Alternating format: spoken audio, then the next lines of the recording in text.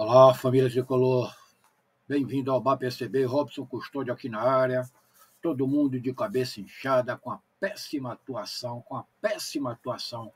do nosso Esporte Clube Bahia na noite de ontem, quando foi derrotado mais uma vez pela equipe do Flamengo, de forma vergonhosa, devido a esse treinador, que isso para mim não é treinador de futebol.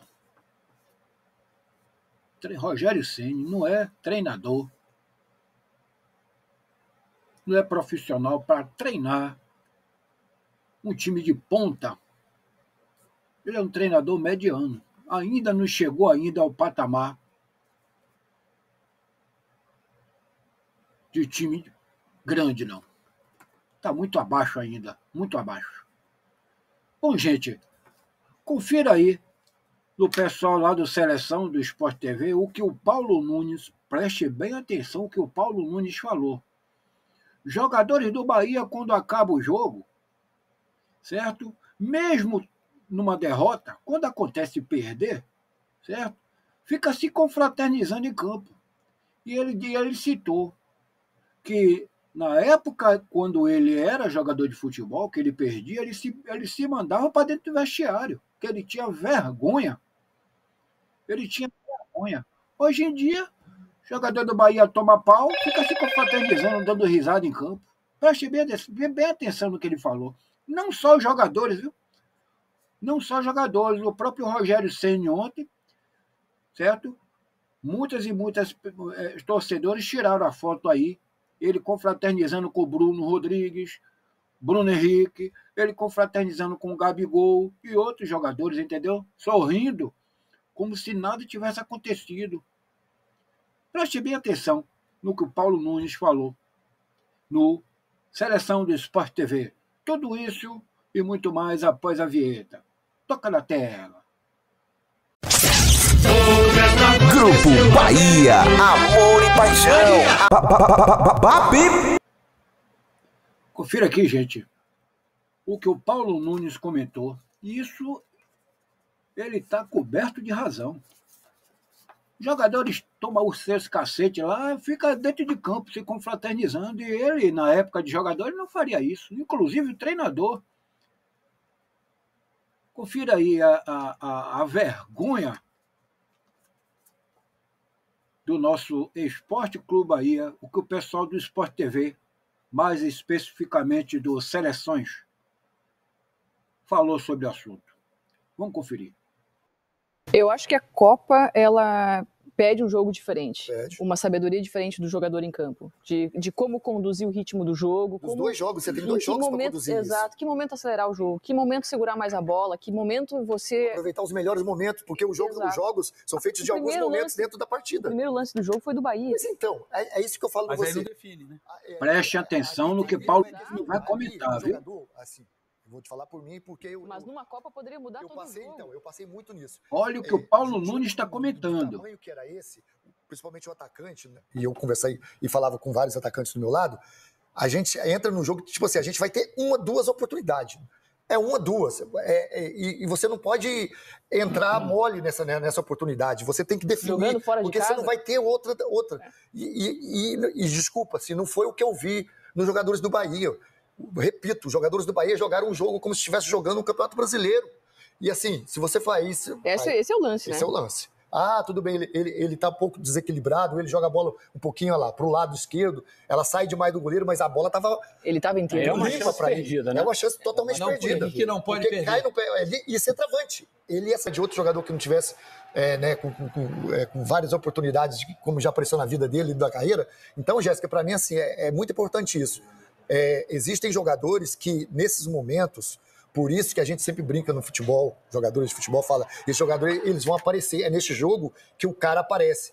E aí, quando você vê o time da equipe do Bahia, eu particularmente, vi um time que quando acaba o jogo, e aí isso me incomoda como ex-atleta, quando eu acabava um jogo como esse, eu saía de uma competição, eu corria para dentro do vestiário que eu estava desesperado. Eu poderia ter 10 amigos dentro do campo, que eu não queria conversa com ninguém. Aí acaba o jogo, você vê lá todo mundo confraternizando, batendo papo. Parecia que tinha passado um jogo normal. Isso me incomoda como ex-atleta. Sabe o que eu acho do Bahia? desde o início do ano e, sobretudo, quando as competições mais importantes começaram, o Bahia passou a ser muito estudado. E todo mundo sabe que a força do Bahia estava concentrada nos 4 jogadores do meio-campo. E os times passaram a se preparar para enfrentar esse tipo de jogo, da posse de bola, dos deslocamentos dos jogadores do meio-campo do Bahia, das avançadas do Jean Lucas pelo lado esquerdo, do Everaldo fazendo facão da direita para dentro. Então, o Bahia criou um modelo de jogo que foi muito legal para o Bahia até um determinado momento da temporada, como disse o Paulo. Só que ontem, quando eu sentei para ver o jogo, eu sabia exatamente o que o Bahia ia fazer. Pô, se eu sei, imagina o Tite, o Kleber, o César Sampaio, a comissão técnica do Flamengo, do Ceni também já foi estudada, que é a entrada do Ademir. A entrada do Ademir, o Lúcio ali de 9, a gente bota... Então, achei que o Bahia ficou talvez o Rogério esteja com um elenco curto na mão também, para ter grandes variações, e ele tenta melhorar o que ele já tem de bom ali. Só que está sendo insuficiente para o Bahia nessa altura da temporada, porque o Bahia passou a ser um time estudado, como o Fortaleza está sendo um time estudado também.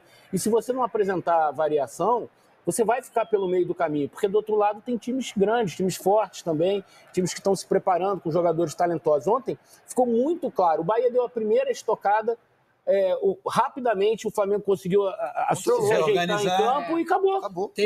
O Bahia não chutou uma bola no gol do Flamengo. O Bahia não passou da intermediária do Flamengo. Não teve uma finalização no alvo. É muito pouco para um time para um jogo decisivo e para um time que é talentoso, como é o do Bahia. Só que, na minha humilde opinião, acho que o Bahia ficou previsível. Os times hoje sabem como marcar o Bahia. Quer fazer um paralelo? O grupo, provavelmente, a primeira, planos e objetivos. Plano: ficar entre os mais bem colocados do Campeonato Brasileiro, versão 2024, objetivo: está na fase de grupo da Libertadores de 2025.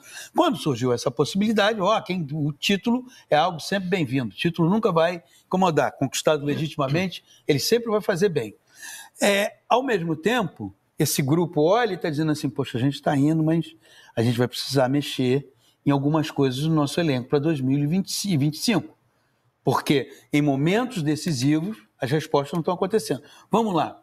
O Bahia está no andar de cima da tabela do Campeonato Brasileiro. O Bahia permite... Bahia está em 7º ou 8º? Está em 7º, se eu não me engano. Vamos pegar aqui. Permite ao seu torcedor imaginar uma vaga na fase de grupos da Libertadores. Perfeito? Certo. O Juventude está na parte de baixo. 7º. Está na parte de baixo da tabela do Campeonato Brasileiro. Está à frente do Corinthians, mas nos 2 jogos, embora tenha sofrido gols nos acréscimos e da mesma forma bolas cruzadas sobre a área, o Juventude apresentou um espírito de competição muito maior do que o do Bahia. E não há comparação do ponto de vista de elenco entre o do Bahia e o do Juventude. A começar pela questão orçamentária. O que o Bahia, o Grupo City, na verdade, investiu para a formação do elenco dessa temporada e o que o Juventude investiu dentro das suas limitações para a temporada. Então essa é uma questão a ser colocada para o Bahia. E eu repito, o Rogério teve uma carreira como jogador de futebol no mesmo clube, o São Paulo, mas o Rogério sempre operou com ambição em alto. Sempre. Ele não jogou só em grandes times do São Paulo. Ele jogou também em times limitados, em times que ele trabalhava muito, em times que às vezes ele não trabalhava tanto, mas ele sempre teve como objetivo ganhar.